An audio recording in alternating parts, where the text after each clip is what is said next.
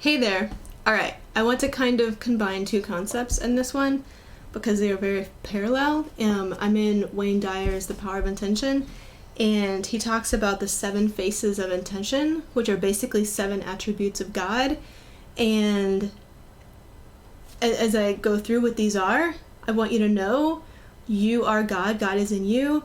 And so these 7 attributes of God, because they are true of God and the divine energy, they are also true of you. Alright, so this is who God is, but because this is who God is, this is also who you are. And I hope you're as excited about that as I am, because I was really excited about this when this really hit home for me, because I was looking for answers, and this was one of them. And I was like, that's it. Let's do this. Like, this is going to release something for me so that I can start walking in power. Okay. Anyways. So the first one is creativity. And I love this because he's just like, God created all of creation. All of it is like, God is creative by like the most basic definition of who God is, right? God is creative. And so are we. We are meant to be always creating. I won't get into that right now. Okay. The second is kindness.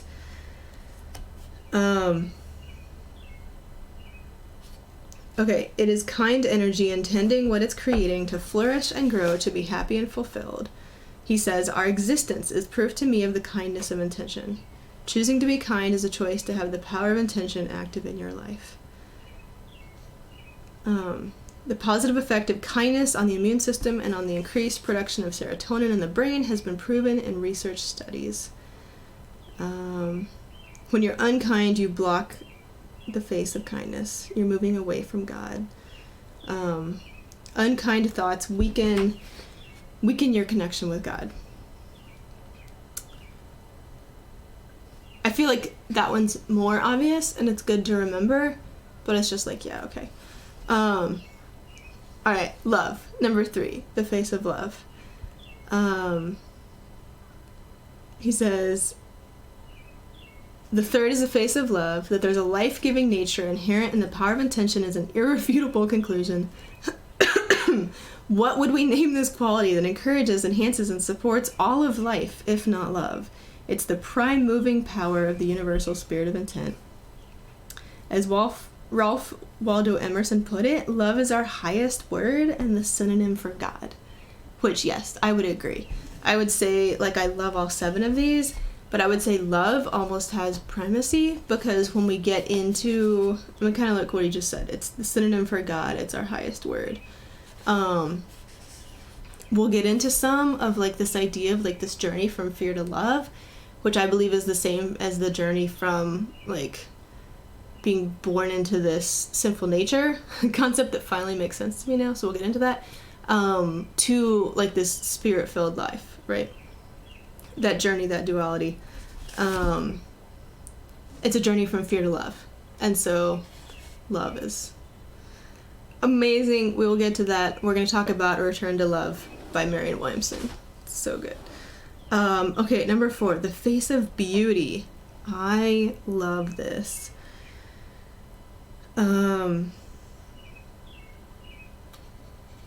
Yeah, so many of these.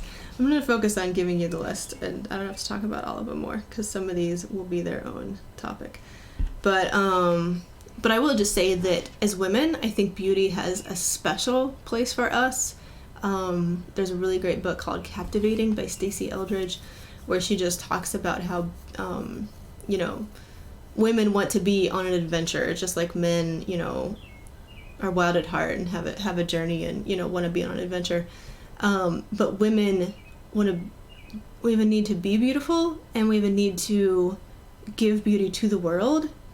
And so like we're fed by seeing beauty in the world, and we offer beauty to the world, and when we're whole and we're healed, there's just this special thing for women in beauty. Anyways, okay.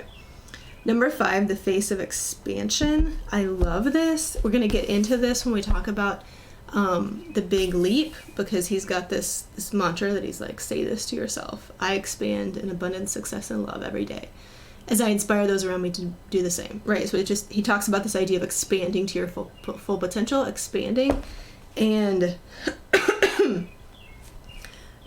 go look. There will be videos about this, as well. I'm kind of starting with these two books together, but I just love that his emphasis here on the face of expansion, and just this idea that expansion is one of these core attributes of God, and that's also of us, is just, well, I've realized like one of my life themes, like my enemy that I'm fighting. So like my life theme, my enemy, like my focus, my mission is growth and power, and my enemy is inaction and stagnation and like feeling stuck and stagnating, right? So like expanding is the opposite of that. And so this is just, I am passionate about this. I'm gonna be good. Like you will see me pull this theme out everywhere that I can, because I see it, because that's my filter, is that I'm like, how can I help people grow? How can I receive the truth and then help you receive healing through, as I am healed, I can heal others with this idea of, see, I feel a rabbit trail coming on. I'm not even gonna go there. Anyways, expansion.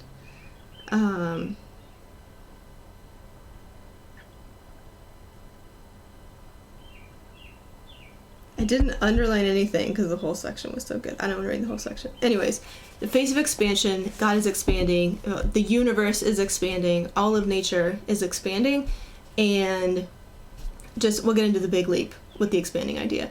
But basically, we so often get to a certain point and feel like we should just maintain the status quo, but, and yeah, in the big leap, he talks about the zone of excellence and the zone of genius, and about how if you stay in the zone of excellence, some deep sacred part of you will die because you were meant to be living in your zone of genius. And that is this idea of expansion, that we're meant to continue growing and expanding our whole lives, but we can easily get to a certain place of success and then just kind of get stuck in a rut where we're comfortable and we're afraid to jeopardize it by going further and thinking bigger. But throughout our whole life, we're never meant to just reach a certain place and then just like exist and stop growing and learning and expanding. Okay. I really love these two. I think these are like my favorite, maybe because that's where I've been, and I think where so many of us are. But then some of the other ones, like love and beauty, are going to assist us in getting there. So, face of expansion. All right, number 6 is unlimited abundance. And I love this. Okay. God is abundant. Creation is abundant. This marvelous gift of abundance is what you were created from. Thus, you too share in this expression of your life. You're actually fulfilling the law of abundance. These gifts are given freely and fully to you, just as the air, the sun, the water, and the atmosphere are provided in an unlimited abundance for you.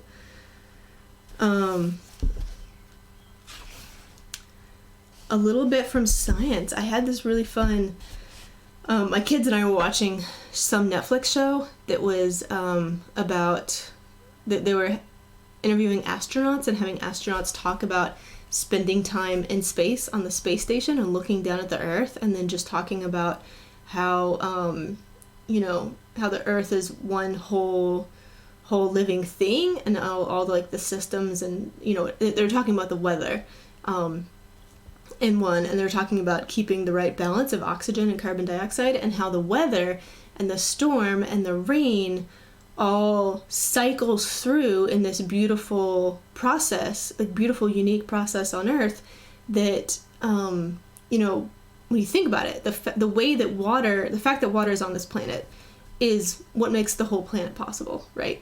And then the way that it moves around on the planet sustains life everywhere. So we're reading that, and then yesterday we got a rainstorm, and I love to watch the rain. So I was standing, at the back door looking out at the rain, and I've been working on cultivating, like, being more mindful in the moment, and just, I'm working on letting go of fear of being bored, of boredom, and working on being more present, and looking for, like, the deeper truth and significance in everything, because I think we're in this cultural place where we kind of think less of the mundane, and we just kind of rush through all these different parts of life. I learned to meditate while doing, mindful meditation while doing the dishes. And over a period of years, I went from hating doing the dishes and begrudging it and realizing I needed to change my attitude to enjoying it and being grateful for, I'm grateful for the dishes. But instead being like, oh, this is this time that I can let my mind wander and I can really just meditate and pray and just, invite the spirit and just kind of have this little, time while I'm doing that activity. People have to leave me alone. I'm doing the dishes, right? So then I can just kind of think. Anyways, I was watching the rain, and we had just watched that video, and I suddenly had this sense yesterday. This is going to sound funny, but I had this really great thought that I was just like, oh my gosh, rain, how amazing is rain? And I was just like, that is our single most precious resource. Without it, we could not live. It's the single most important thing, and it simply freaking falls from the sky. We're like, yeah, of course. But think about it. Rain, it's our single most precious resource. There are people who live in deserts who, I'm fortunate to live in a place where we're not, constantly worried about there being enough rainfall when we get too much rain. And so for me, instead of complaining about, oh man, I forgot to bring the hammock in before it rained again, just looking at that rain and just being like, God, thank you. Thank you for the rain. Thank you for, and maybe think of the manna and the quail. And I've really been trying to cultivate this sense of, this trust of give us today our daily bread. Just this sense of God, help me to see that I have everything that I need for today, and help me to trust that you will send what I need tomorrow, and that what I need tomorrow will be there, so that I can focus and be present and give what I need to give today. Anyways, I was watching the rain and having this sense of somehow that related to abundance. You were created from this very same unlimited abundance. You don't have to have an intellectual understanding. It's enough to silently know and proceed to live with your awareness of this face of endless abundance. Basically, as we get into more of all of these things, these ideas will kind of layer on top of each other, and some of these things will just become more concrete as we add different layers. So I'm going to go on. But part of a super huge important part of this journey is letting go of the scarcity mindset. And obviously, the huge key to letting go of scarcity is to embracing abundance and understanding that God is abundant, God is in me, God is for me. And as I let go of the scarcity mindset, I can open up to what God has, and I can see God's truth for me and the way that God sees and thinks in terms of abundance and not scarcity. Scarcity is something that we have created out of our fear mindset from the ego. Number 7, the face of receptivity, receiving, being receptive. It's simply receptive to all. No one and no thing is rejected by the receptive face of intention. It welcomes everyone and every living thing without judgment, never granting the power of intention to some and withholding it from others. The receptive face of intention means to me that all of nature is waiting to be called into action. We only need to be willing to recognize and receive it. If you see chance and coincidence governing your life and the world, then the universal mind of intention will appear to you as nothing but an amalgamation of forces, devoid of any order or power. Simply put, to be unreceptive is to deny yourself access to the power of intention. When you are not receptive, you deny yourself access to that which God wants to show and teach you. But then on the other hand, somewhere I was reading something recently and it said the desire is enough. It was talking about how to start asking for something or cultivating something and how to get started with, some part of spiritual pursuit. And it was just the desire is enough. And I was like, oh, I love that. Because God will meet you halfway. You do not have to do it all on your own. Your desire is enough. Simply being receptive. So I guess that's the point of that one, the power of receptivity. Simply being receptive, being open, being teachable, seeking, searching, having the desire, saying, God, show me, God, teach me, God, meet me, God, show me where to go, what to say and what to do. Anyway, be receptive. And so at first, like, right when I first read, like, what Wayne Dyer's 7 were, it was like, oh, beauty, yeah, love, of course, kindness, yeah, we need more of that. And then it was like, ever expanding, expansive. I'm like, oh, expansive, you know, unlimited abundance. Ah, that's so exciting. That's God, so that's me. Ah, that's amazing. And then it was like receptivity. And I was like, okay, yeah. But being receptive is all that is required. Desire is enough. God will meet you halfway. All right.